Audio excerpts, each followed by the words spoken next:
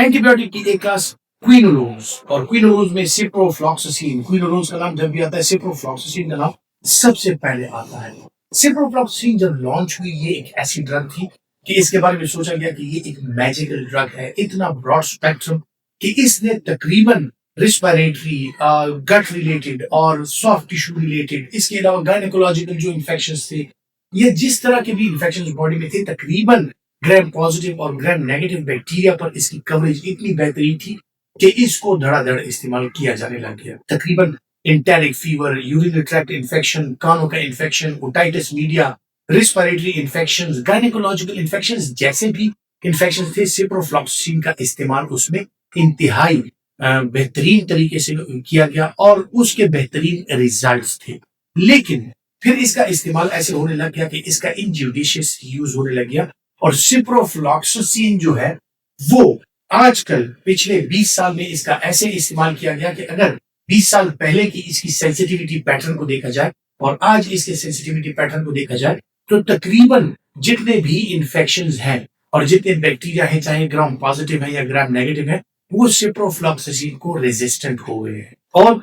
Ciprofloxacin का use जो है वो आजकल तकरीबन ऐसे हो गया है कि कोई भी लाइफ थ्रेटनिंग इन्फेक्शन हो या कोई भी चीज हो, उसमें नहीं किया जाता। क्योंकि अगर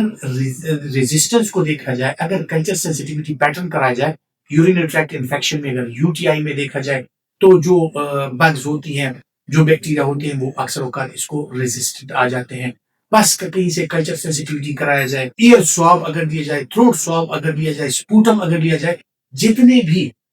ये कल्चर्स आते हैं आजकल, उसका सेंसिटिविटी पैटर्न जो है वो सिप्रोफ्लॉक्सासिन को सूट नहीं करता, और सिप्रोफ्लॉक्सासिन जो है उसमें रेजिस्टेंट ऑर्गेनिजम्स आ गए हैं और वो सिप्रोफ्लॉक्सासिन के अगेंस्ट वो रेजिस्टेंट हो गए हैं। कहने का मतलब ये है कि इतनी एक बेहतरीन ड्रग जिसको हमने इनज्यूडिशियस यूज करके उसका बेड़ा गर्क कर दिया, उसका कबाड़ा कर लिया है, और आज वो किसी काम की नहीं है। और फिर भी अक्सर औकात आपने देखा होगा कि जब भी आप कहीं पर प्रैक्टिशनर्स के पास जाते हैं, आज भी उसी तरह का काम होता है कि वो 2 गोलियां काट कर आपको दे देते हैं, जी एक आज, एक अभी खा ले, एक रात को खा ले। ये पैटर्न जो है आपने अगर देखा होगा, सिप्रोफ्लॉक्सासिन, लीवोफ्लॉक्सासिन और ये चीजें क्विनोलोन्स जो है वो इसी तरह से इस्तेमाल में आ गई हैं कि आप कहीं में दांत में दर्द है, आप जाते हैं, 2 गोलियां पेन किलर, 2 गोलियां सिप्रो या लीवोफ्लॉक्सासिन आपको दे दी जाती हैं, या 2 गोलियां एंटीबायोटिक्स की आपको दे दी जाती हैं। तो ना तो वो कोर्स पूरा होता है, ना उसकी जो रिक्वायर्ड डोज है वो आपको मिलती है, और इसी वजह से जो है तो इतनी रेजिस्टेंस आ गई है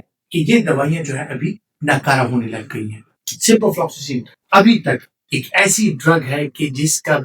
स्पेक्ट्रम इतना ब्रॉड है कि अगर उसको टारगेटेड यूज उसका किया जाए तो इंतहाई बेहतरीन तरीके से कल्चर सेंसिटिविटी पैटर्न के मुताबिक ही अगर उसको इस्तेमाल किया जाए तो इस ड्रग को हम कुछ अरसे में रिवाइव कर सकते हैं। क्योंकि कुछ अरसे तक अगर ये ड्रग रोक ली जाए आपकी कम्युनिटी में, इसको इस्तेमाल ज्यादा से ज्यादा ना किया जाए, इनज्यूडिशियस यूज इसका ना किया जाए, और इसको महज कल्चर सेंसिटिविटी पैटर्न के लिहाज से ही इस्तेमाल किया जाए, तो ही इसको हम आहिस्ता आहिस्ता से इसकी जो सेंसिटिविटी पैटर्न है कुछ सालों में वो दोबारा बहाल हो सके। क्योंकि आपने देखा होगा कि जो दवाइयां जिनका इस्तेमाल तर्क कर दिया गया था, जो कि रेजिस्टेंस उनके अगेंस्ट आ गई थी,